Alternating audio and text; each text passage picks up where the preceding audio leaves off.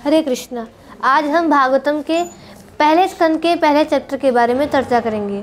तो भागवतम के पहले स्कंद का पहला चैप्टर के पहला श्लोक ओम नमो भगवते वासुदेवाय से शुरू होता है और आगे व्यासदेव जी कहते हैं जन्माधस्य यतो अन्वयादितरतस्य अर्थेषु भिज्ञसराट् तेने ब्रह्म हृदयादि कवये मुह्यन्ति यत् सूरयः तेजो वारी मृडां यथा विनिमयो यत्र त्रिसर्गो मृषा धाम्ना स्वेन सदा निरस्तकुहकं सत्यं परम धीमहि।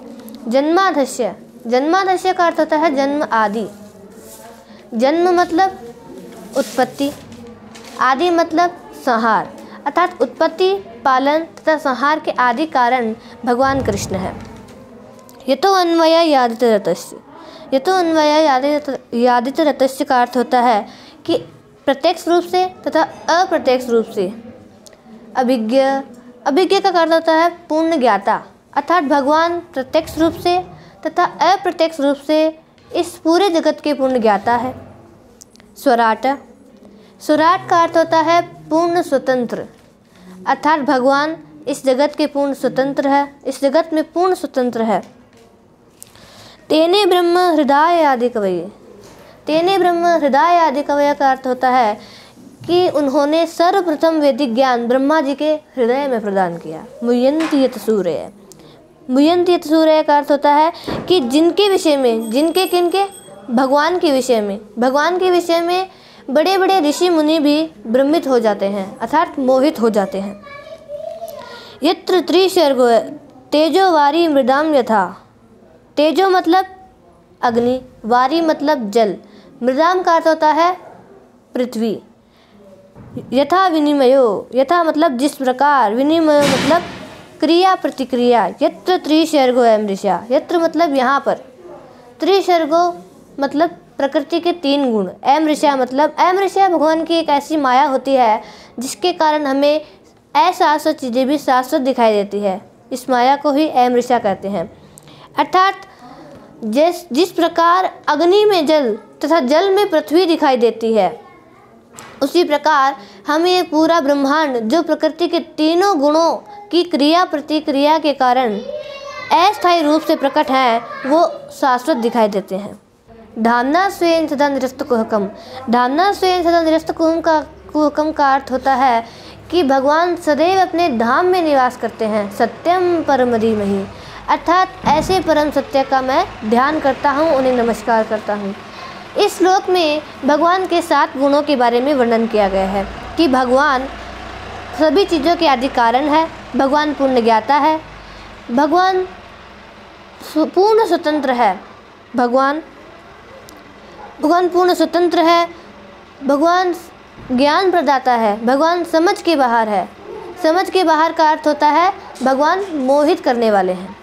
भगवान अमृषात है, अमृषात का अर्थ हम पहले भी जान चुके हैं कि अमृषात भगवान की एक ऐसी माया होती है जिसके कारण हमें अशाश्वत चीज़ें भी शाश्वत दिखाई देती हैं। इसी माया को अमृषात कहते हैं। ये अमृषात भगवान का 6ठा गुण है और 7वां गुण है कि भगवान सदैव अपने धाम में निवास करते हैं। ये 7 गुण इस श्लोक में बताए गए हैं। और आगे दूसरे श्लोक में व्यासदेव जी कहते हैं धर्म प्रोजित केतवोत्र परमो निर्मत शरणाम सताम वेद्यम वास्तमत्र वस्तु शिवदम तापत्र्यो न मूलनम श्रीमद्भागवते महामुनि कृते किं वा परेरीश्वर सद्यो हृदय अवरुध्यते यत्र कृतिभिः शुश्रूभिस्तत्क्षणात्। धर्म प्रोजित, धर्म प्रोजित का अर्थ होता है कि धर्म को बहिष्कृत करना। एक्चुअली धर्म, यहाँ पर धर्म का अर्थ है कि जो भौतिक कारणों से जो प्रेरित धर्म है उसे भागवत बहिष्कृत करता है। केतवोत्र परमो, केतवोत्र परमो का अर्थ होता है, केतवोत्र परमो का अर्थ होता है अत्र, अत्र मतलब यहाँ, परमो मतलब सर्वोच्च। अत्र परमो निर्मत शरणाम सताम, निर्मत शरणाम सताम का अर्थ हो गया 100% शुद्ध हृदय वाले भक्त। वेद्यम, वेद्यम का अर्थ होता है जानने योग्य, अर्थात भागवतम को 100% शुद्ध हृदय वाले भक्त ही जान सकते हैं। वस्तु शिवदम, वस्तु शिवदम का अर्थ है वस्तु शिवदम का अर्थ है कि भागवतम सही चीज को प्रस्तुत करता है। वस्तु मतलब सही चीज, शिवदम मतलब प्रस्तुत करना, अर्थात भागवतम सही चीज को प्रस्तुत करता है। तापत्रयोन्मूलनम, ताप मतलब जो 3 ताप होते हैं, तापत्रयोन्मूलनम, 3 ताप को उन्मूलनम, उन्मूलनम का अर्थ होता है कि समूल नष्ट करना। हमारे 3 ताप होते हैं, देविक, देहिक और भौतिक। देहिक मतलब जो हमारे देह के द्वारा जो दिए गए कष्ट होते हैं उन्हें देहिक कहते हैं। देविक जो देवताओं के द्वारा दिए गए कष्ट होते हैं उन्हें देविक कहते हैं। भौतिक, भौतिक दूसरों के द्वारा, जैसे कोई रिश्तेदार देता है, कोई घर वाला देता है, इनके द्वारा दिए गए कष्टों को हम भौतिक कहते हैं। तो ये 3 तापों को समूल नष्ट करता है, भागवतम समूल नष्ट करता है।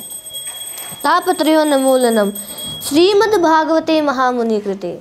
श्रीमद्भागवते, श्रीमद्भागवते का अर्थ है कि इतनी सुंदर भागवत महामुनि, महामुनि का अर्थ यहाँ पर श्री व्यासदेव जी से है।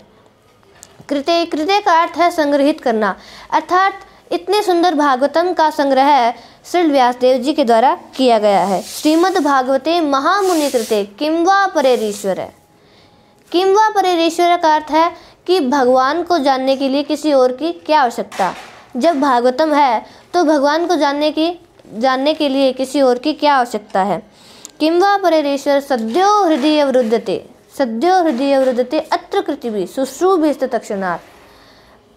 इसका अर्थ है कि भागवतम भगवान को हृदय में स्थापित करता है, अर्थात जो भागवतम को पवित्र व्यक्तियों से तथा इसके संस्कारों का अनुशीलन करता है तो भागवतम भगवान को हृदय में स्थापित करता है। तो इस दूसरे श्लोक में भागवतम के 7 गुणों के बारे में वर्णन किया गया है कि भागवतम जो है, भागवतम के 7 गुण इस श्लोक में बताए गए हैं कि भागवतम झूठे व अधर्म को बहिष्कृत करता है। भागवतम परम सत्य के बारे में बताता है। भागवतम 100% शुद्ध हृदय वाले व्यक्ति ही जान सकते हैं।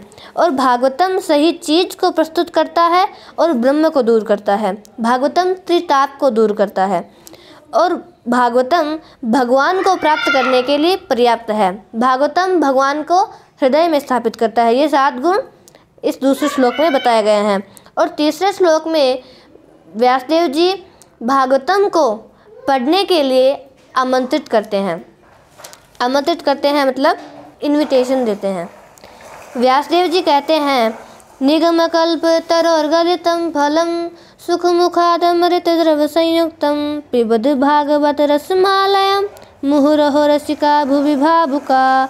निगमकल्प तरोर्गलितं फलम, निगमकल्प तरोर्गलितं फलम का अर्थ है कि वेद रूपी कल्प वृक्ष का पका हुआ फल। सुखमुखाद अमृत द्रव संयुक्तम, सुखमुखाद अमृत द्रव संयुक्तम का अर्थ है कि ये जो भागवतम है वो सुखदेव गोस्वामी के मुख से निकला हुआ है। पिबद भागवत रसमालयम, अर्थात इस रस भरी भागवतम को पीजिए अर्थात पान कीजिए। मुहुरहो रसिका भुवि भावुका, अर्थात हे प्रिय भक्तों, इस रस भरी भागवतम का आस्वादन करना चाहिए।